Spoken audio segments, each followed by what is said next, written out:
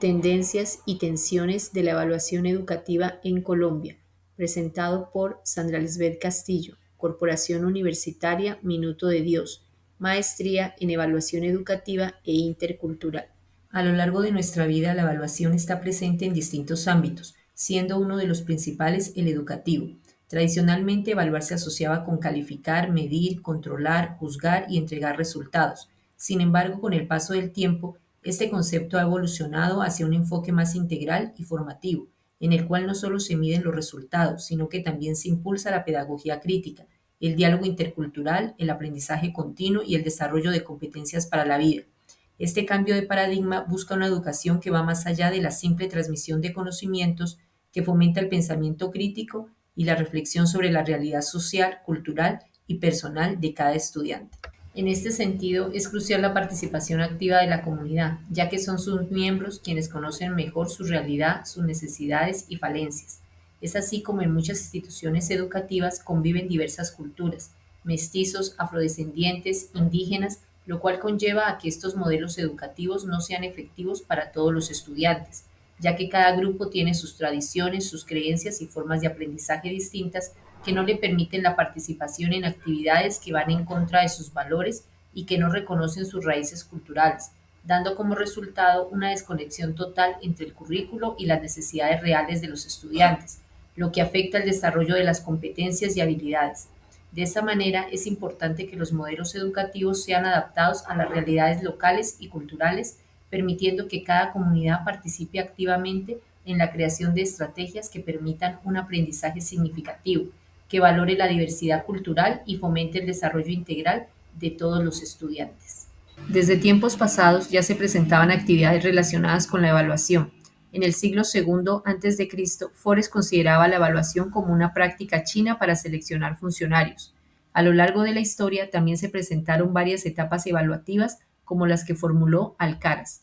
La primera consistía en la medición de conductas humanas, en la que el aprendizaje se desarrollaba como un proceso memorístico y mecánico de estímulo-respuesta en un contexto determinado, que no tenía en cuenta las diferencias culturales ni la diversidad de contextos, limitando la efectividad de esta evaluación. En la segunda etapa se definen los objetivos curriculares, donde la evaluación se convierte en una herramienta de reflexión sobre la efectividad de los métodos de enseñanza, donde son importantes las estrategias didácticas y organización curricular. Sin embargo, esta etapa seguía teniendo en cuenta resultados medibles sin observar las diversas formas de aprender de los estudiantes y su contexto cultural y social para un desarrollo holístico. La tercera etapa, la generación del juicio y de la valoración, implica una reflexión profunda sobre los procesos de aprendizaje, donde se reconoce que no solo es una medición de resultados, sino también un proceso continuo que muestra el avance del estudiante, dando a conocer una enseñanza más crítica y un proceso de mejora. La cuarta etapa, investigación educativa, cuyo fin primordial es analizar, valorar y optimizar políticas, acciones y programas. En ella es de vital importancia la educación cualitativa, en la que el intercambio de opiniones y experiencias entre los miembros de una institución juega un papel fundamental. Además, la evaluación se convierte en un medio de empoderamiento y emancipación influenciado por Paulo Freire, convirtiéndose en un instrumento de transformación personal y colectiva. A partir de este momento se da lugar a la innovación e implementación de varios modelos alternativos de educación que van mejorando poco a poco las prácticas hasta la actualidad. Los docentes se enfrentan a determinadas condiciones, se encuentran en un entorno educativo en un constante cambio donde a veces no se puede resolver los desafíos aplicando únicamente los métodos tradicionales. Esta realidad genera tensiones y conflictos y los docentes deben reconocer y adaptarlos a nuevos contextos y comunidades tomando conciencia que el aprendizaje es flexible y continuo. A continuación se abordarán algunas tensiones presentes en la evaluación educativa. En primer lugar, retomaremos la evaluación tradicional, como una tensión que se caracteriza por su valoración numérica, donde el docente define cuáles son los criterios de evaluación de acuerdo a unos contenidos, sin tener en cuenta ni concepto ni diversidad. Es una educación donde el docente se encarga de depositar información en el estudiante como un ser pasivo, memorístico, convirtiéndose en una simple medición. Segundo, la evaluación sumativa se caracteriza por medir el aprendizaje del estudiante al finalizar un periodo académico sin tener en cuenta un proceso continuo que le permita partir del error para mejorar, lo cual conlleva al estudiante a prepararse únicamente por la nota. Tercero, las pruebas estandarizadas miden el nivel de cada área del currículo para observar en cuáles tienen los estudiantes mayores fortalezas y en cuáles debilidades. Su formato es generalizado, lo que no permite tener en cuenta el contexto particular en el que se desenvuelve el estudiante, ignorando su realidad, su proceso de aprendizaje y su desarrollo integral.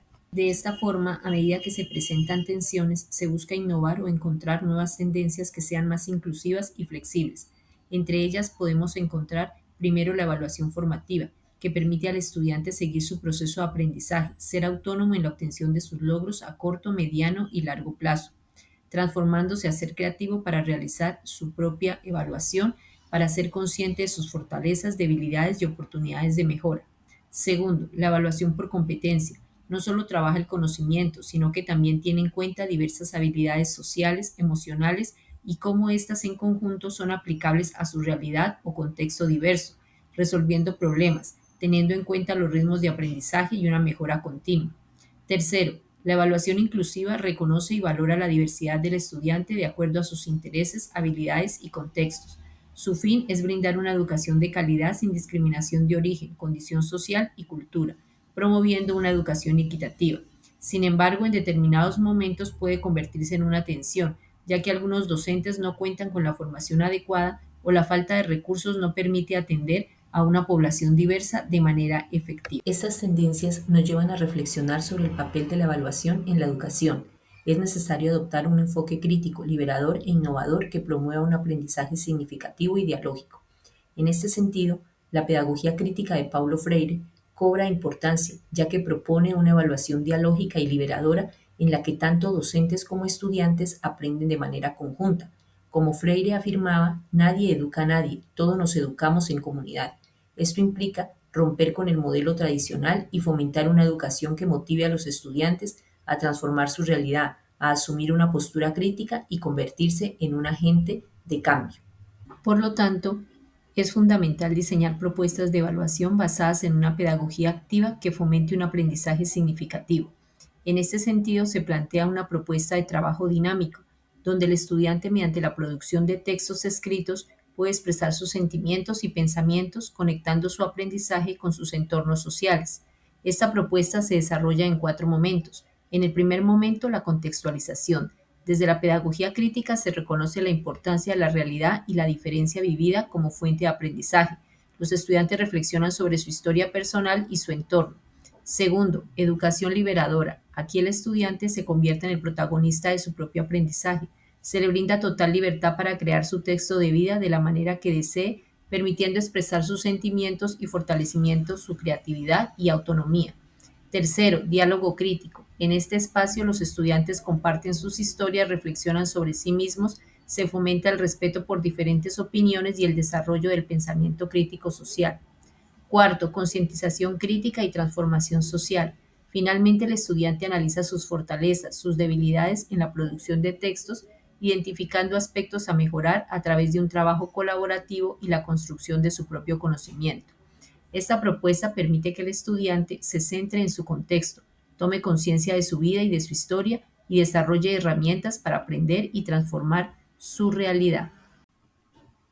Así como la pedagogía crítica permite la transformación social y la autonomía del estudiante, también contribuye a un diálogo intercultural, a un proceso, a la convivencia respetuosa entre personas que reconocen y valoran sus diferencias, participando de un proceso de enseñanza-aprendizaje sin importar su origen, identificando saberes propios y autóctonos, manifestaciones culturales de las diversas comunidades con que se convive, logrando una educación más activa y participativa que le permita repensar al estudiante en sí y en los demás y se transforme en una escuela abierta al cambio.